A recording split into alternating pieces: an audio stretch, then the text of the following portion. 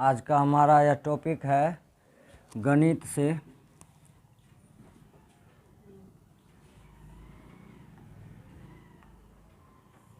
दसवीं कक्षा के लिए माध्य। और यह ऐसा चैप्टर है माध्य, माध्यिका और बहुलक। इससे लगभग 10 से 15 नंबर का प्रश्न पूछा जाता है। तो आप देखिएगा, माध्य बहुत ही आसान है। अगर साधारण माध्य पूछे तो साधारण माध्य के लिए सूत्र है, ऑब्जेक्टिव में यह सवाल रहता है। साधारण माध्य या समांतर माध्य भी इसे कहा जाता है। समांतर माध्य में हम देखेंगे, इसका सूत्र होता है कुल संख्याओं का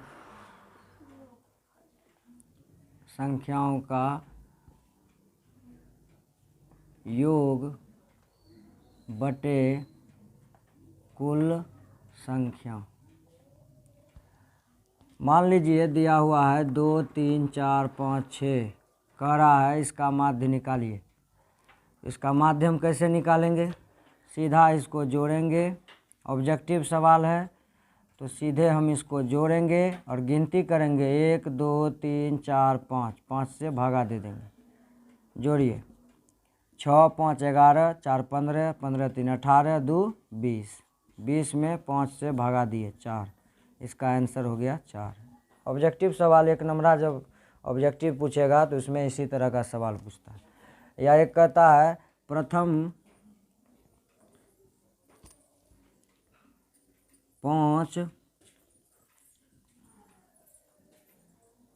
प्राकृत संख्याओं का माध्य। तो प्रथम 5 पहले हम लेंगे। प्रथम 5 प्राकृत संख्या, चूँकि ऑब्जेक्टिव है तो यहाँ तो समझाने के लिए लिखना पड़ेगा, और नहीं तो सीधे प्रथम 5 प्राकृत संख्या हो गया आपको 1, 2, 3, 4, 5। ये पांचों प्राकृत संख्या हैं। आप जानते हैं गिनती की संख्या को प्राकृत संख्या कहते हैं, और 1 से 9 तक गिनती है, 1 से 9 तक की संख्या को प्राकृत संख्या कहते हैं। हमको कह रहा है प्रथम 5, तो प्रथम माना 1 से शुरू करेंगे 5 तक लेंगे। 1, 2, 3, 4, 5 भागा 5 से देंगे, क्योंकि माध्य बराबर परिभाषा है कुल संख्याओं की। सूत्र है कुल संख्याओं का योग बटे कुल संख्या। जोड़िए 5, 4, 9, 3, 12, 12, 2, 14, 14, 1, 15। फिर से जोड़ लीजिए 3, 3, 6, 4, 10, 5, 15। नीचे में 5, 5 दिया 15। इसका माध्य निकल गया 3।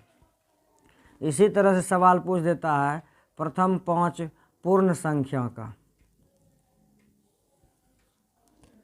प्रथम 5 पूर्ण संख्या का माध्य।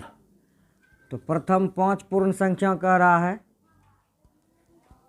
आज जो हम यह क्लास है यह मुख्य रूप से ऑब्जेक्टिव पर है। कैसे ऑब्जेक्टिव सॉल्व करेंगे हम माध्य में। प्रथम 5 पूर्ण संख्या कह रहा है तो पूर्ण संख्या 0 से शुरू होता है। 0, 1, 2, 3, 4। यहीं पे हमारा 5 पुर जाता है। 1, 2, 3, 4, 5 भागा 5 से देंगे। कुछ विद्यार्थी के दिमाग में शंका होता होगा कि 0 तो नहीं है, फिर 0 गिनती कैसे? 0 रहे कि कुछ रहे, हमको समझो न। 0 रहे कि कुछ रहे, हमको सिर्फ उसका भी गिनती करेंगे और उसको उतना से जितना होगा टोटल गिनती उससे भाग देंगे। 1, 2, 3, 4, 5। 0 रहे कि कुछ रहे उससे मतलब नहीं है। अब जोड़ेंगे 4, 3, 7, 2, 9, 1, 10। 10 बटे 5, 5 दूनी 10। इसका माध्य 2 निकलेगा। इस तरह से हम ऑब्जेक्टिव सवाल का हल कम समय में कर सकते हैं। ऑब्जेक्टिव में हम तो कहीं रफ करेंगे, उतना करने का ज़रूरी नहीं है। सीधे दिमाग में बैठा है पूर्ण संख्या इतना है, सबको जोड़ेंगे फटाफट, जोड़ में गलती ना हो जाए हड़बड़ में। और जितना होगा संख्या काउंटिंग करेंगे गिनती में, उतना फिर उससे भाग दे देंगे। यानी दिमाग में बैठा लीजिए, अगर माध्य पूछे तो हम लिख सकते हैं कुल संख्याओं का योग बटे कुल संख्या। तो ये हमारा माध्य था। माध्य में सवाल इसी तरह का रहता है। अब इसके बाद आता है बारंबारता वाला माध्य। उम्मीद है कि इतना से आप लोगों को काम चल जाएगा। कभी कभी होता है जैसे यहाँ बताए समांतर माध्य निकालने के लिए कह देता है कुछ अंक दे करके, तो सीधा सबको जोड़ के जितना है उतना से भाग दे देंगे, माध्य निकल जाएगा, बात खत्म। अब चलते हैं हम लोग बारंबारता वाला माध्य अगर निकालने के लिए कहेगा तो क्या करेंगे। नहीं चले दे।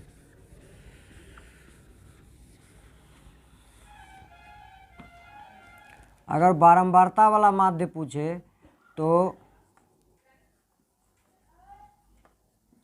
बारंबारता माध्य का सूत्र हो जाता है सिग्मा एफ एक्स बटे सिग्मा एफ। एफ क्या है?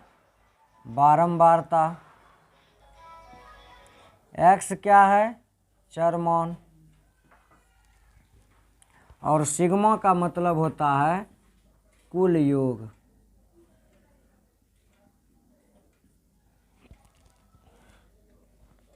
कहने का मतलब हुआ सिग्मा एफ एक्स बटे सिग्मा एफ, बारंबारता और चरमान को गुना करेंगे, उसको जोड़ेंगे, ऊपर लिखेंगे और बारंबारता को जोड़ के नीचे लिखेंगे, भाग देंगे, जो होगा वो माध्य हो गया। तो जैसे में उदाहरण लीजिए, चरमान दिया हुआ है, उदाहरण के तौर पर चरमान और बारंबारता दिया हुआ है परीक्षा में। चरमान मान लीजिए 1 2 3 4 है, उदाहरण के लिए हम देख रहे हैं, छोटा छोटा करके समझाएंगे। और बारंबारता मान लीजिए 2 3 1 2 कुछ भी है। इसका हम कैसे निकालेंगे माध्य? तो बारंबारता को अभी बताए एफ कहेंगे, चरमान को एक्स कहेंगे।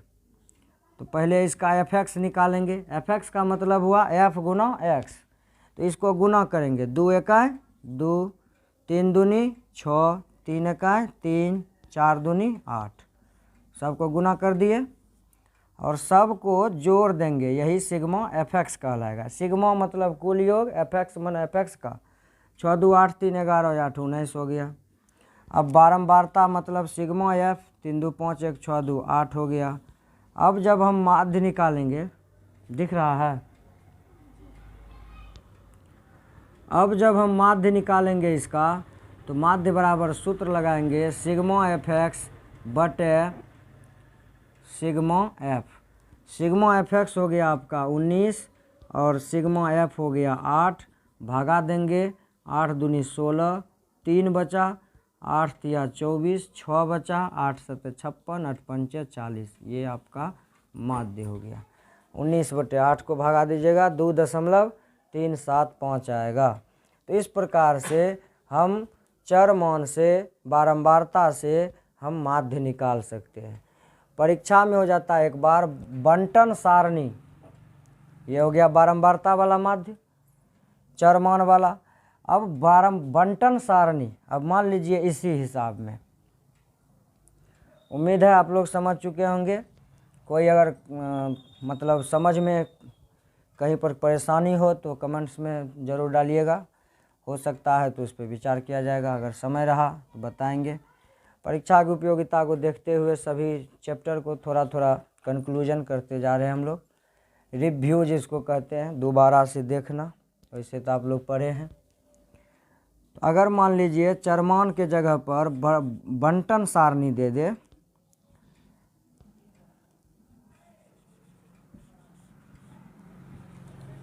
बंटन सारणी मिटा देते हैं इसको। कहने का मतलब हुआ कि दे दिया 10 से 20, 20 से 30, 30 से 40, 40 से 50, इसकी बारंबारता दिया हुआ है। तो ये चरमान नहीं है, ये इसका वर्ग अंतराल हो गया। पढ़े होंगे आप लोग, वर्ग अंतराल। वर्ग अंतराल को हम x नहीं कहते हैं, इससे हमें x निकालना पड़ेगा। और x निकालने का बहुत ही आसान सूत्र है। देखिए 20 10 30, 30 का आधा कर दीजिए, 30 का आधा 15 हो गया। 30 20 50, 50 का आधा 25 हो गया। 40 30 70, 70 का आधा 35। हम देख रहे हैं 10-10 का अंतराल है, वर्ग अंतराल में भी 10 का अंतराल है। उतना करने में समय नहीं बिताना है परीक्षा में, सीधे 10-10 जोड़ के इसको क्लियर कर देना है। वैसे भी 15 10 25 10 35 10 45। अब निकालना है इसका f(x), क्योंकि f बारंबारता हमें मौजूद है, चरमान भी मुझे मालूम है। अब इसका हम f(x) निकालेंगे, यानी अब वर्ग अंतराल से हमको कोई लेना देना नहीं है। अब हम बारंबारता और चरमान से गुना करेंगे। 15 दूनी 30, 25 तिया 75, 35 गुना 1 करेंगे 35, 45 दूनी 90। अब सिग्मा f(x) जब हम करेंगे 5 5 10 का 0, 10 3 13 7 20 3 23, सिग्मा f(x) का मान 230 आता है। अच्छा 230 होता है सिग्मा f(x) का मान। सिग्मा f(x) 230 हो गया। अब x से हमको कोई मतलब नहीं है, f चाहिए हमको। सूत्र आप देखिए, खुद समझ में आएगा कि हमको क्या निकालना है। विद्यार्थी यहीं पर गलती कर जाता है, सूत्र देखता नहीं है, सूत्र याद नहीं रहता है, पर जैसे हिसाब देखता है उसका दिमाग घूम जाता है। सूत्र को देखिए, माध्य बराबर होता है सिग्मा f(x) बटे सिग्मा f। f मेरा बारंबारता है, तो बारंबारता को जोड़ेंगे 3 2 5 1 6 2 8 होता है। f(x) को जोड़े 230 हुआ, माध्य निकालेंगे 230 बटे 8, भागा दे दीजिए 8 दूनी 16, 7 बच गया, 8 8 64, 6 8 7 56, 4 8 5 40। ये आपका माध्य हो गया। बस यही परीक्षा में माध्य पर आधारित सवाल आता है। इसके बाद बहुलक है, समझ गए होंगे छात्र।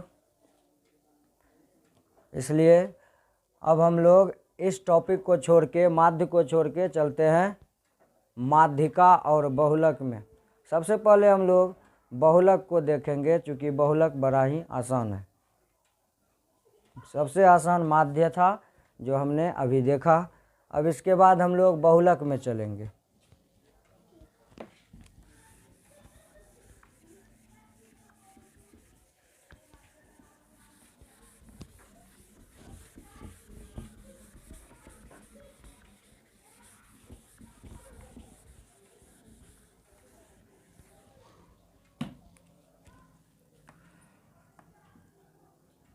बहुलक,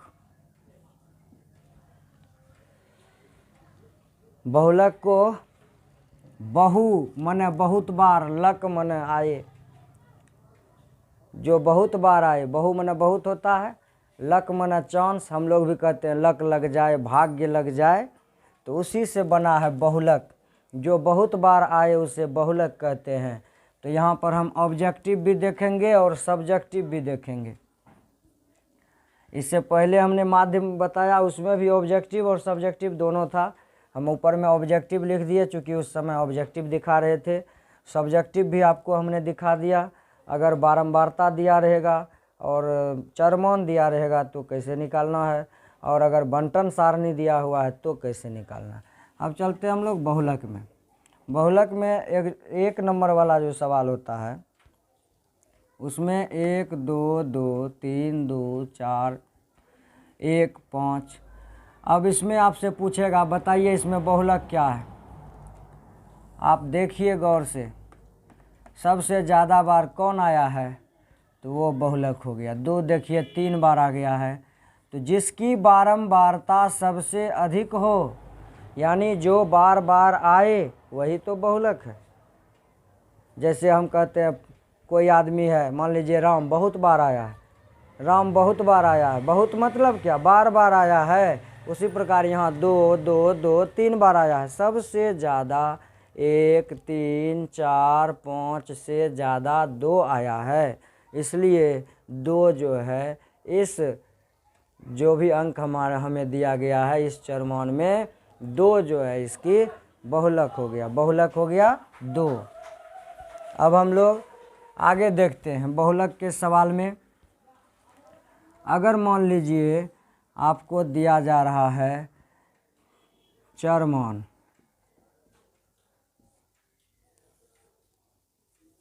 और बारंबारता, साधारण वाला जैसे हमने माध्य में देखा उसी प्रकार इसमें भी देखेंगे। पहले कम वाला चलेंगे, फिर उसके बाद सरल से कठिन के तरफ।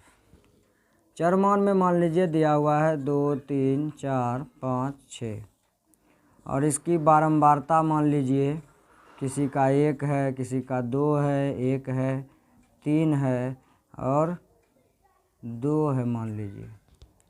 अब हमको देखना है इसमें कि किस चरमान का बारंबारता अधिक है। बारंबारता किसको कहते हैं? बारंबारता, ता इसका प्रत्यय है, बारंबार माने जो बार बार आए। बारंबारता हमें दिखाता है कि 2 एक बार आया है, 3 2 बार आया है, 4 एक बार आया है, 5 3 बार आया है, 6 2 बार आया है। तो इसमें सबसे ज़्यादा बार कौन आया है? 5 आया है। सबसे ज़्यादा बार 5 आया है क्योंकि 5 की बारंबारता 3 है, इसलिए बहुलक इसका हो गया 5। बहुलक क्या हो गया? 5। तो ये एकदम इजी वे में हमने बहुलक के बारे में देखा, लेकिन बहुलक यहीं पर समाप्त नहीं होता है। बहुलक का जब बंटन सारणी चलेगा वही वर्ग अंतराल वाला, तो उसके लिए सूत्र लगाना पड़ता है। उसके लिए सूत्र F0 F-1 F1 वाला जो सूत्र है 2F0 minus 2F0 minus F1 minus F-1 F1, इसी तरह गुना I, इस तरह का जो सूत्र है वह सूत्र जब तक नहीं लगाएंगे तब तक जो है उसका बहुलक नहीं निकलेगा। तो अभी जो हम लोग बहुलक पढ़े, यह बहुलक क्या था? साधारण में ये 1 नंबर वाला बहुलक था, और ये आपको मान लीजिए कि 2 नंबरा अगर हिसाब पूछेगा तो 2 नंबर में ये पूछ सकता है। आप बारंबारता बना सकते हैं, चरमान बना सकते हैं। दूसरी बात देखिए, कभी होता है 1 2 3 4 4 5 2 3 1 2 2 3 5, मान लीजिए इस तरह से दिया हुआ। इस तरह से जब दिया हुआ है तो अब हम इसको कैसे करेंगे? 2 नंबर का सवाल है, ऑब्जेक्टिव तो है नहीं कि दे दिए है ये आंसर होगा। इसको बनाना पड़ेगा। तो बनाएंगे कैसे? तो इस तरह से खटाल बनाएंगे इसका चरमान। चरमान में देखेंगे कौन कौन है? 1 है, 2 है, 3 है, 4 है, 5 है। इससे तो ज़्यादा कुछ नहीं है। चरमान आ गया 1 2 3 4 5। पहले खटाल बनाना पड़ेगा, तब होगा इसका एक टेली मार्क कहिए चाहे मिलान चिन्ह कहिए, इसी को मिलान चिन्ह भी बोला जाता है। इस तरह से 1 2 3 4 और इस तरह से 5, ये टेली मार्क है। गिनती करने की विधि माध्यमादिका बहुलक बारंबारता को, 1 सबसे पहले 1 है, 1 देंगे, उसके बाद 2 है, 3 है, 4 है, फिर 4 है, 5 है, फिर इसके बाद 2 है, 3 है, 1 2 2 3 5 और 3। इसका एगो 3 मिटा दीजिए। अब टेली मार्क का गिनती यहाँ पे जो लिखेंगे वो बारंबारता हो जाएगा। तो बारंबारता को जब हम देखेंगे तो बारंबारता ये 2, ये 4 3 2 2। इसमें बताइए कि सबसे ज़्यादा कौन आया है? तो लिखेंगे अधिक बारंबारता 4 है और 4 बारंबारता वाला चरमान कौन है? 4 बारंबारता वाला चरमान 2 है। अतः बहुलक बराबर 2। बस इतना ही। इस तरह से हम इसका जो चरमान हमको दिया गया है इसका हम बहुलक निकाल सकते हैं। इस तरह से दिया है तो बहुलक निकाल सकते हैं, इस तरह से दिया है तो हम टेली मार्क के माध्यम से बड़ी आसानी से इसका खटाल बना के बहुलक निकाल सकते हैं। अगर ऑब्जेक्टिव सवाल पूछा है हमसे तो हम इसका ऑब्जेक्टिव के रूप में सीधा गिनती करेंगे, कौन सबसे ज़्यादा बार आया है वो उसका बहुलक हो जाता है। तो ये था हमारा बहुलक से रिलेटेड सवाल। अब बहुलक का एक और सवाल बहुत ही महत्वपूर्ण, बहुत ही अहम, वह है वर्ग अंतराल में से जुड़ा हुआ। उम्मीद है सभी छात्रों को समझ में आ गया होगा कि बहुलक हम कैसे निकालेंगे। हम फिर से दोहरा देते हैं, बहुलक उसे कहेंगे जो बार बार आए या जिस चरमान की बारंबारता सबसे अधिक हो उसे हम बहुलक कहेंगे। जिस वर्ग की बारंबारता अधिक हो उसे हम बहुलक वर्ग कहेंगे। कभी कभी ऑब्जेक्टिव में यह भी पूछा जाता है कि बहुलक वर्ग किसे कहेंगे, तो जिसकी बारंबारता सबसे अधिक होगी। उल्टा के पूछा जाता है बहुलक वर्ग किसे कहेंगे, तो जिसकी बारंबारता अधिक होगी। जिसकी बारंबारता अधिक होगी उसको क्या कहेंगे, तो उसे बहुलक वर्ग कहेंगे। तो ये था हमारा बहुलक से रिलेटेड कुछ सवाल जो छात्रों को कठिन लगता है, जो नहीं बनाए हैं या बनाने के बावजूद भी समझ में नहीं आया। तो हमें उम्मीद है कि आप इसे देख करके ज़रूर समझ गए होंगे। आइए एक और क्वेश्चन बहुलक से रिलेटेड इसी वीडियो में।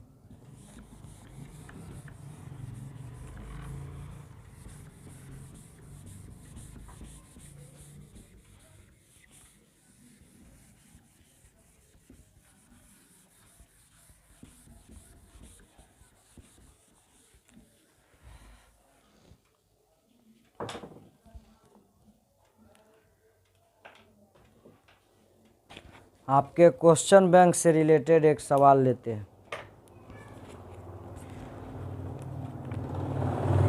10वीं क्लास के क्वेश्चन बैंक में बहुलक का जो सवाल है आज उसी को हम दे रहे हैं। मेरे जो छात्र हैं उसे भी हमने क्लास में बहुलक नहीं पढ़ाया है। आज इस वीडियो को देख करके उनकी भी शिकायत दूर हो जाएगी। हमने जिस छात्र का टेस्ट लिया था 2020 का क्वेश्चन है, ये प्रथम पाली का देख लीजिएगा। सबसे पहले हमने ये क्वेश्चन दिया होगा आप लोगों को, इसमें वर्ग अंतराल दिया हुआ है 0 से 20, 20 से 40, 40 से 60, 60 से 80, 80 से 100, 100 से 120।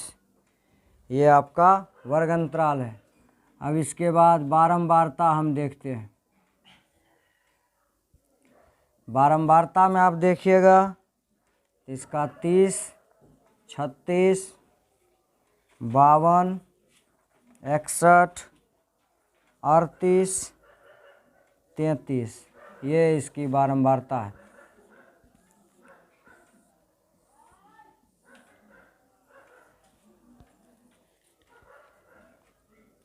ये आपका सवाल है। हमने आपको क्वेश्चन दिया होगा क्वेश्चन बैंक से, पेज नंबर 5 का ये सवाल है। देख पा रहे हैं आप लोग? पेज नंबर 5 का ये सवाल है फर्स्ट में। इतना पे नहीं दिखाई दे रहा। 5 का सवाल है ये बहुलक। हमने माध्य बता दिया था, फिर से हमने उसका वीडियो में डाल दिया है और अब बहुलक दिखा रहे हैं, बहुलक का वीडियो। बहुलक से रिलेटेड सवाल है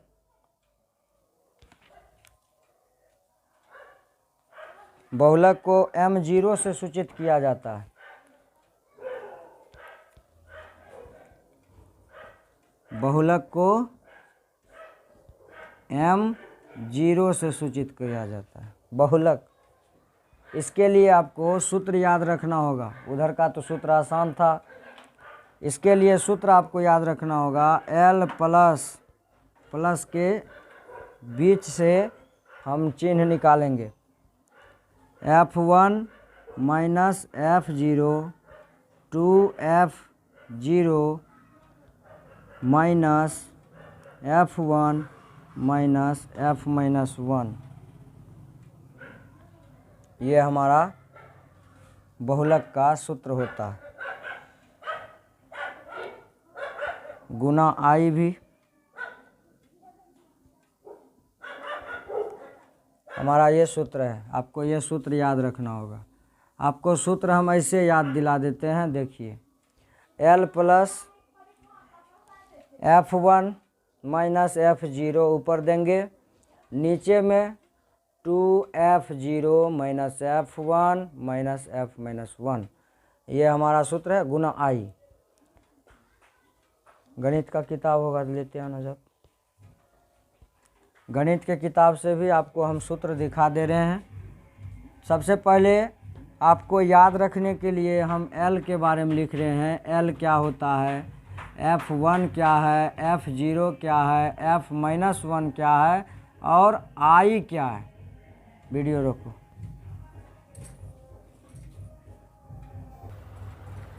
चलिए, बीच में म्यूजिक शुरू हो गया था इसलिए हमको अपना वीडियो रोकना पड़ा। L जो है, L कहेंगे बहुलक वर्ग की निम्न सीमा। बहुलक वर्ग की निम्न सीमा। अब चलते हैं F0। F तो बारंबारता होता ही है। 0 मन जहाँ थे वहीं, यानी जो बहुलक वर्ग है उसका बारंबारता। बहुलक की बारंबारता। F प्लस में 1 है तो बाद वाली बारंबारता। दिमाग में बैठाइए बात को, सूत्र रट लेने से खाली नहीं होगा, समझिए। बहुलक के बाद वाली बारंबारता। F-1 के बारे में बात करेंगे तो -1 माने पहले, +1 करेंगे तो आगे वाला आएगा, -1 करेंगे तो पीछे वाला। तो बहुलक के पहले वाली बारंबारता। भाई बिल्कुल आसान है, कोई मुश्किल नहीं है। I हो गया आपका वर्ग अंतराल। एकदम शॉर्टकट में देखिए, बिल्कुल आसान, आराम से बहुलक हम निकाल सकते हैं। L, चलिए बहुलक पहले ढूंढिए कि इसमें बहुलक कौन है। इसके पहले हम एक और बात बताना चाहेंगे अपने छात्रों को कि बारंबारता अगर बढ़ते क्रम में रहे तो समझ जाएंगे कि यह बारंबारता नहीं बल्कि संचयी बारंबारता है। अब ध्यान से देखिएगा, इसमें 30 है, बढ़ के 36 हुआ, फिर 52 हो गया, फिर बढ़ के 61 हो गया, लेकिन यहाँ घट गया, इसलिए ये बारंबारता है, संचयी बारंबारता नहीं है। तो चलिए हम चलते हैं। बारंबारता में सबसे ज़्यादा बारंबारता 61 का लिखेंगे यहाँ। बहुलक वर्ग हुआ 61। बहुलक वर्ग न पूछा हमसे, तो बहुलक वर्ग हुआ 60 से 80। इसकी बारंबारता सबसे अधिक है।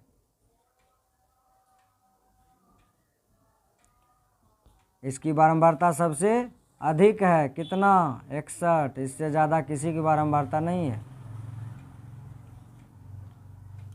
तो अब चुन लीजिए। हमसे पूछा L मतलब क्या, बहुलक वर्ग की निम्न सीमा। बहुलक वर्ग है 60 से 80। निम्न में क्या, छोटा। 60 80 में छोटा कौन है, आप ऐसे बताइए। 60 हम कोई सूत्र नहीं, सबसे आसान तरीका बता रहे हैं। बहुलक वर्ग का निम्न सीमा 60 हो गया। F0 इसकी बारंबारता देखिए कितना है, 61। इससे बाद वाला अभी बताए +1 करेंगे तो बाद जाएंगे, इसके बाद 38 वाला यानी F+1 38। F-1 इससे पहले तो मतलब 52। वर्ग अंतराल गिनती कीजिए 40 20 60 20 20 40 20 का अंतराल है। सूत्र पर बैठाइए।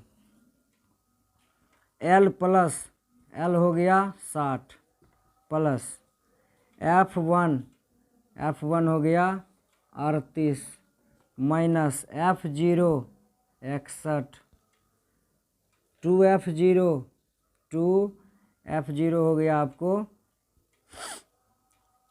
F0 61 है तो 61 से गुना कर देंगे, माइनस F1 38, फिर माइनस में F-1 तो 52। यहाँ पर थोड़ा सा उल्टा पुल्टा हो गया है। सूत्र में F-1 पहले है, आपके बुक में दिया होगा F-1 पहले है और F1 बाद में है, कोई फर्क नहीं पड़ता है उससे। F1 अगर पहले F-1 अगर पहले है तो हम 52 को पहले लिखेंगे और F+1 है तो 38 को पहले लिखेंगे, लेकिन दोनों तो माइनस ही है इसलिए फ़र्क नहीं पड़ेगा। गुना I में वर्ग अंतराल इसका 20 है, दिख रहा है वहाँ तक। 60 प्लस 61 बड़ा है इसलिए 61 में 38 घटाएंगे तो 11 में से 8 गया 3, 5 बचा यहाँ 2, लेकिन ये माइनस में आया है। 61 गुना 2 करेंगे 2 6 दूना 12, 61 दूनी हो गया आपको 122, 2 1 2 2 6 12 माइनस दोनों को जोड़िए 8 2 10 5 3 8 1 9, 90 हो जाता है। 52 8 60 30 90 20। 60 प्लस माइनस में 23, 122 में 90 घटाएंगे 32 होगा, गुना 20 कीजिए। 20 से घटाएंगे 4 5 20, 4 8 32, 5 से इसको गुना करेंगे 115 माइनस में बटे 8। यहाँ पर छात्रों को एक और चीज़ ध्यान देना होगा, 115 बटे 8 माइनस में, यहाँ पे हम इसको जोड़ेंगे नहीं, इसका दशमलव निकाल के तब जोड़ना है या घटाना है, जो भी करना है। 60 प्लस 8 से भगा दीजिए, माइनस में है, 8 1 8 3, 8 चौक 32, 14 8 72 से 3 हो गया आपको, 8 3 24, 6 8 7 56, 8 5 40, प्लस माइनस होगा। 60 में आप इसको घटाइएगा अगर 14.375 को